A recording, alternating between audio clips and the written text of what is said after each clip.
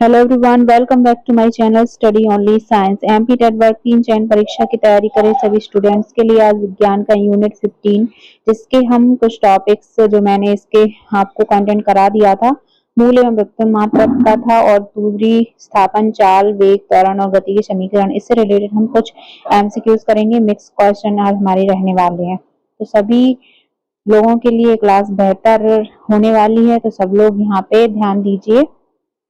प्रश्न नंबर 1 से हम स्टार्ट करते हैं। पहला प्रश्न है हमारा, भूकंप तरंगों को मापने के लिए निम्नलिखित में से किस उपकरण का उपयोग किया जाता है? नीचे दिए गए विकल्पों में से सबसे उपयुक्त उत्तर चुनें।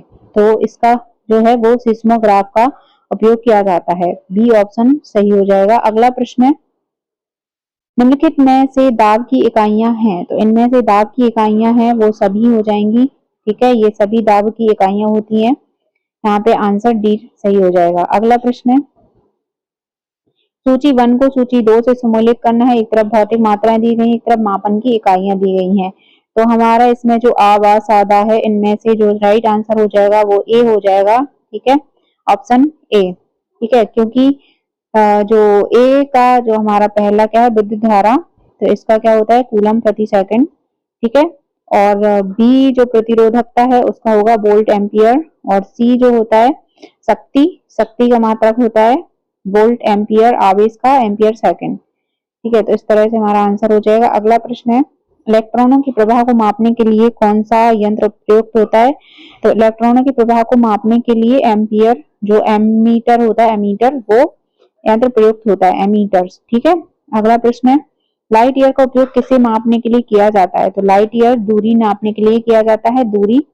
अगला प्रश्न है, महासागरीय धाराएं किसकी दिशात्मक गतियां हैं? तो महासागरीय धाराएं जो है समुद्री जल की दिशात्मक गतियां हैं।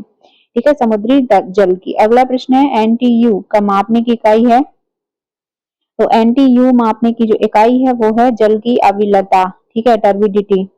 नेक्स्ट है, विद्युत धारा की व्यावसायिक इकाई है? तो विद्युत धारा की व्यावसायिक इकाई इनमें से किलोवाट घंटा, किलोवाट घंटा। अगला प्रश्न है, जब किसी पदार्थ की एक विमा नैनो परास तक कम कर दी जाती है जबकि अन्य दो विमाएं बड़ी रहती हैं, तो परिणामी संरचना होती है। तो परिणामी संरचना क्या होती है? क्वांटम बेल। ठीक है, क्वांटम बेल होती है। नेक्स्ट प्रश्न है, निम्न में से कौन सी अदिश राशि है? तो इनमें से जो अदिश राशि है वो है आयतन। ठीक है, आयतन अदिश राशि है। नेक्स्ट प्रश्न है, ऊर्जा का एसआई मात्रक? तो ऊर्जा का एसआई मात्रक होता है जूल।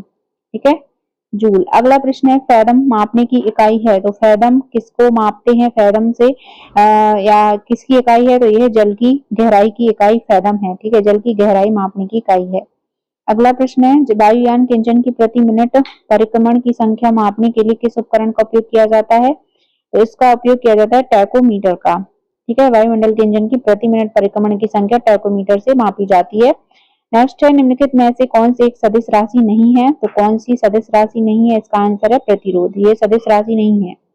अगला प्रश्न है, सोनार का पूर्ण रूप है? तो सोनार का पूर्ण रूप कौन सा होता है? इनमें से sound navigation and ranging, sound navigation and ranging sonar का पूर्ण रूप है।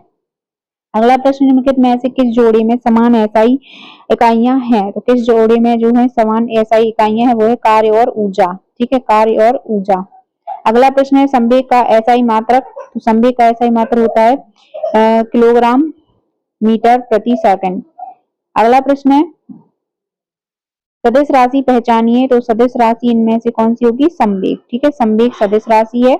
अगला प्रश्न है, फ़ारेनहाइट तापमापी पर पानी का क्वथनांक क्रमक होता है? तो फ़ारेनहाइट पर पानी का जो क्वथनांक होता है वो होता है 212 degree Celsius, 212 degree Celsius Fahrenheit. अगला प्रश्न है, डिग्री सेल्सियस नहीं, डिग्री फ़ारेनहाइट। अगला प्रश्न है, निम्नलिखित में से किस यंत्र के द्वारा हवा में आर्द्रता का मापन किया जाता है? तो वो होता है हाइग्रोमीटर का। ठीक है, हाइग्रोमीटर। अगला प्रश्न है, मापने के लिए हाइग्रोमीटर का उपयोग किया जाता है? तो किसको मापने के लिए हाइग्रोमीटर का उपयोग किया जाता है, ये ऐसा प्रश्न है, तो वो आर्द्रता के स्तर को मापने के लिए। ठीक है, अगला प्रश्न है, त्वरण को मापने के लिए किस इकाई का प्रयोग किया जाता है? तो त्वरण के लिए जो इकाई होती है उसका मापने मीटर प्रति सेकंड स्क्वायर का उपयोग किया जाता है।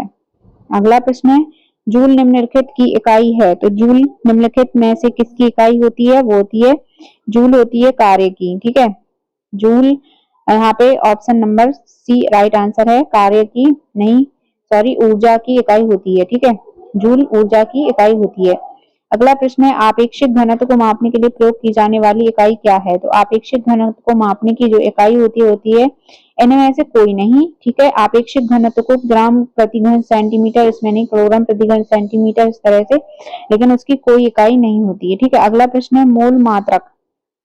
तो मोल मात्रक है यहाँ पे पदार्थ की मात्रा का। ठीक है, पदार्थ की मात्रा का। अगला प्रश्न है एसआई पद्धति में समय का मात्रक है। तो एसआई पद्धति में जो समय का मात्रक होता है वो सेकंड होता है। नेक्स्ट है एम्पियर का मात्रक है। तो एम्पियर का मात्रक जो, सॉरी, एम्पियर मात्रक है। तो एम्पियर किसका मात्रक होता है? विद्युत धारा का। ठीक है, विद्युत धारा का। अगला प्रश्न है अर्ग, जूल, कैलोरी निम्नलिखित में से किसकी इकाइयां हैं? तो अर्ग, जूल और कैलोरी ये किसकी इकाई होती हैं? ऊर्जा की। ठीक है, अगला प्रश्न है न्यूटन के गति के तृतीय नियम का कथन है कि क्रिया एवं प्रतिक्रिया बराबर विपरीत होती है तथा। तो इसमें आंसर है दो पिंडों और जो परस्पर अन्योन्य क्रिया करते हैं उस पर लगती है। ठीक है, तो डी ऑप्शन सही हो जाएगा। अगला प्रश्न है वस्तु का संवेग निर्भर करता है। तो वस्तु का संवेग निर्भर किस पे करता है? उपरोक्त सभी पर, वस्तु के द्रव्यमान पर, विस्थापन, विस्थापन पर लगे समय पर संवेग निर्भर करता है। अगला प्रश्न है चार गोले एबीसीडी क्रमशः 100 ग्राम, 200 ग्राम, 300 ग्राम और 400 ग्राम के किसी घर्षण रहित याद रखना फर्श पर पड़े हुए हैं, किसी निश्चित बल से धक्का देने पर अधिकतम त्वरण होगा।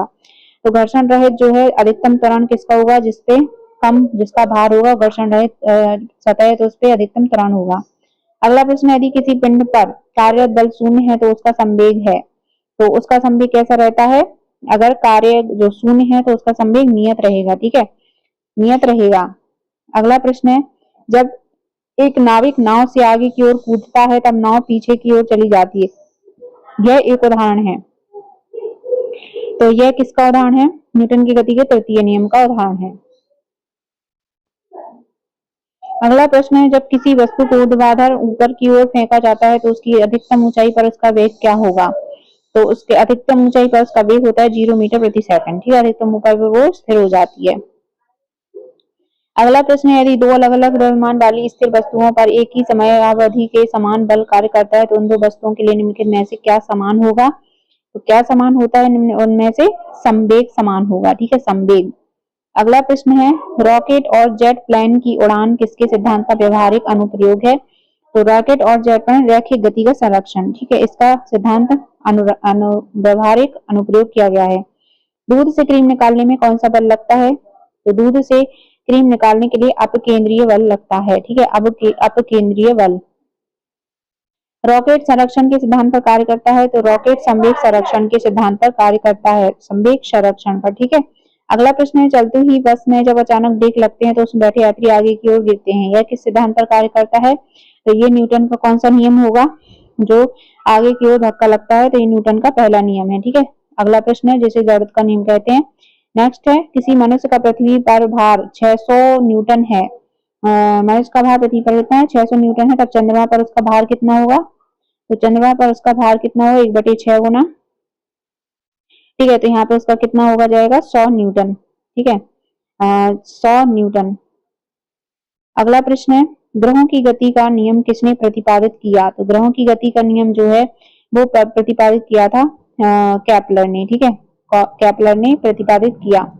अगला प्रश्न है बल गुणनफल है। तो बल किसका गुणनफल है? द्रव्यमान और त्वरण का।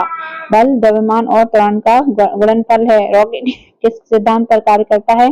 तो रॉकेट संवेग संरक्षण सिद्धांत पर कार्य करता है। ठीक है, अगला प्रश्न है किसी भी स्थिर या गतिशील वस्तु की स्थिति और दिशा में जब तक कोई परिवर्तन नहीं होता है तब तक जब तक उस पर कोई बाह्य बल सक्रिय ना हो। यह है, तो यह क्या है? न्यूटन का प्रथम नियम, जब तक उस पर बाह्य बल सक्रिय ना हो।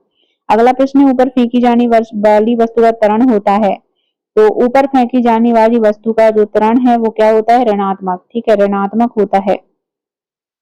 अगला प्रश्न है यदि एक कार का द्रव्यमान 2000 किलोग्राम है तो कार का वेग 10 मीटर प्रति सेकंड से 20 मीटर प्रति सेकंड तक बढ़ाने में किया गया कार्य होगा। तो इसका आंसर कैसे निकालेंगे हम? इसमें mv स्क्वायर लगेगा।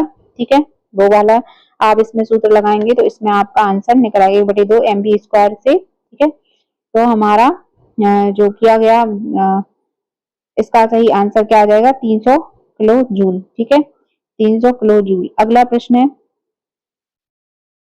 W1 भार की एक वस्तु W2 भार की एक चेन के द्वारा किसी कमरे की छत से लटकाई जाती है। छत चेन को जिस बल से खींचती है वह है। तो अगर दोनों को लटकाया जाए तो दोनों का ही बल लगेगा, तो W1 प्लस W2 भार लगेगा। ठीक है। अगला प्रश्न है डीजल इंजन परिवर्तित करता है निम्न में से सबसे उपयुक्त विकल्प चुनें। तो डीजल इंजन किसे परिवर्तित करता है? केमिकल ऊर्जा से मैकेनिकल ऊर्जा में। ठीक है। अगला प्रश्न है पदार्थ पृथ्वी तल की ओर स्वतंत्रतापूर्वक गिरती किसी वस्तु की कुल ऊर्जा का मान होता है। तो स्वतंत्रतापूर्वक गिरती हुई वस्तु का कुल ऊर्जा क्या होती है? स्थिर रहती है। ठीक है।